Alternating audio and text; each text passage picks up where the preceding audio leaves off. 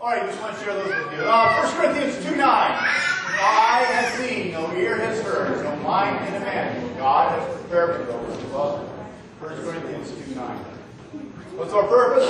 Loving God, transforming lives, and serving the Lord. The Lee family says hi to you. Many of our older people here, and I'm talking about as long as you've been here, not old, but as long as you've been here. We remember the family about 5 years ago. They were with us, and they were deported. The United States government and all their wisdom saw fit for them not to come back and renew their visas, so they had to go back home.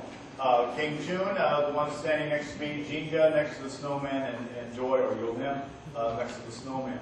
By the way, that's the ocean that we were at. It's strange because we think of the ocean, Florida, palm trees, no snow. There was probably 6 inches of snow there, and it was quite cold too. But it was really neat to see the ocean and the snow and the contrast that was actually there. I want to share with you some thoughts regarding my visit to South Korea, but also in relation to where we're going to be going to church. I don't know if you're aware of this or not, but out of the 20 largest churches in the world, 10 of them are in South Korea. There's one church there started by David Cho that has 1 million members. In Seoul alone, there are 750,000 members that meet throughout Seoul that are associated with that church. Now, they don't have one church that sits 750,000 people. They have satellite churches.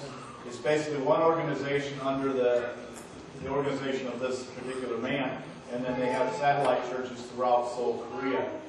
The key to them, and the key to all the other churches in Korea, is the fact that they are very steeped into prayer. Prayer is extremely important to them. And that's one reason why I wanted to go to Korea. I wanted to observe their prayer. I wanted to see what they do as far as prayer in Korea. 5:30 every morning, we would get up, and you saw the picture of me kind of in Indian style there. That's their prayer meeting. Every morning at 5:30, the church members come together, and there's a prayer room in the church, and they gather together for prayer. Now, comforts of home were not there either, because they didn't heat the church up. And it was cold in there. They put space heaters in there to let you get warm, because, energy is expensive. Do we know that? Are our electric bills going up? Are our gas bills going up? By the way, in case you're wondering what gas is over there, $8 a gallon. $8 a gallon. So, and you know how it is when those news anchor guys say, well, we could be paying somewhere more, yeah, right. But yeah, it's $8 a gallon over there for diesel. 8:30 in the morning, 5:30 in the morning, they would gather together for prayer for about an hour and a half. King Chun would have a time of singing, a time of devotional, and a time of prayer. Very similar to what we do on Wednesday night here, where there's a song or two that they sing, and then they have a small devotional, and then they spend the time in prayer. And I'm not talking about, Lord, now I lay me down to sleep. They are praying, and they are pleading. And there's a few times I hear them say, Yeshua! Crying out to God. Yeshua! Jesus, Yeshua! And they're crying out to God. I preached a sermon there last week. You know, it's the strangest thing having a birthday in Korea. You know why it's strange?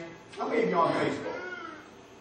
Okay, and so you hit this button, and what do they say? Hit the button, and happy birthday. Automatically sends a happy birthday. So, Korea is 14 hours ahead of us. So, on my birthday in Korea, none of you cared.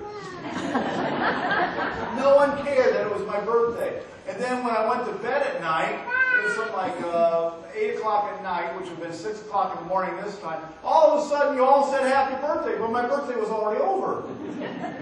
It is the strangest feeling when you see that actually happen. And then I would be on the internet, and I would be Facebooking, or I'd be Skyping, video casting to Polly, and we'd be talking back and forth. And I said, well, it's light here. Well, it's dark here. What time is it there? I'm getting ready to go to bed. I'm getting ready to go up.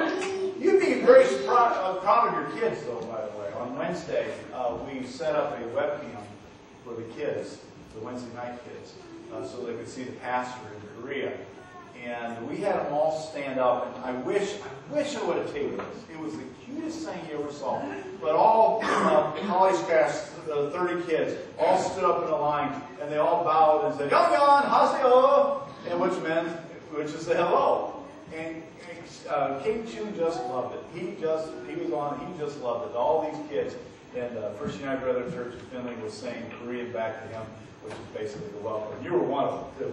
And they just absolutely loved it. Well, during the time in Korea, I was also given an opportunity to do a lot of thinking about what the direction of the church is going to be. We have really improved here in a lot of areas, and I bragged about you in the sermon.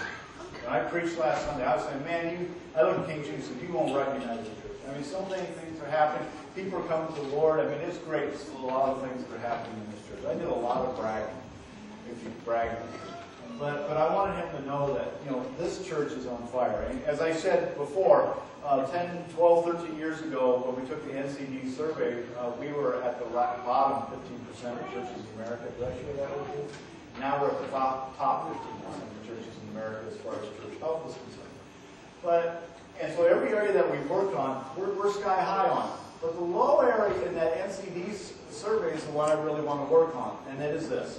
As I have examined the information that you guys have sent back, is this. When you come to church on Sunday morning and throughout your life, throughout your week, you want to experience Jesus in every area. That's what I'm hearing. Is that I want Jesus. I want to know He's real. I want to know the relationship is real.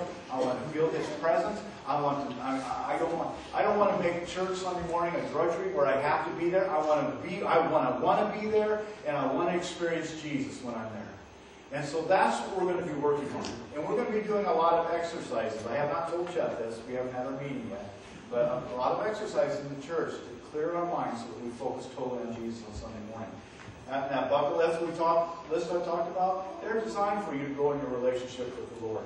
And so we're going to start today, and we're going to talk about developing and really growing in that relationship with the Lord.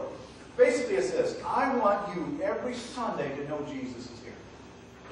I want you to know every day that you're awake that Jesus is with you. I want you to know that when you go to bed at night that Jesus is with you. I want you to experience the joy of Christ in every hour of your life. Why? Why not? Are we Christians or not? Do we serve a risen Savior or not? Yes, we do. So let's make Him real in their lives, and that's what we're going to be working on in the next I don't know how long until we get done with it, but we're going to keep on going on it because I have a number of sermons in mind and a number of exercises that we're going to be doing in mind that are going to get us towards this. So I preached a sermon last Sunday, and I was bragging a lot about the church. I was talking about the Natural Church Development Survey and the assessment this church has gone through. The fact that the bishop is extremely proud of our church. He says, what's happening there? I don't think he said, I don't remember if he said should be a model for other churches, but he says, you are one of the healthiest churches in our denomination. So, the question is now, how do we make Jesus real? How do we go further? How do we become the best church in the denomination? How do we become the best church in Findlay, Ohio? And it boils down to one word, Jesus. Jesus. My mom called me up. I talked to my mom yesterday, and I sent her a video of David, my son, being inducted into the National Guard. And she always said, "So what are you preaching on Sunday?" I said, "Jesus." She goes, "Yeah, all right. Now what are you preaching on Sunday?" Because that's always the answer. What are you preaching on? Jesus. Jesus. Last night, Polly, we were laying in bed, and she goes, "So what are you preaching on Sunday?" I said, "Jesus." Very simply, Jesus. And they thought I was joking. No, that's what the sermon is about today. If you want to grow in your relationship with the Lord, if you want to have that intimate relationship with Him, it all boils down to one word, Jesus. That's it. One of the simplest sermons you could ever preach is Jesus.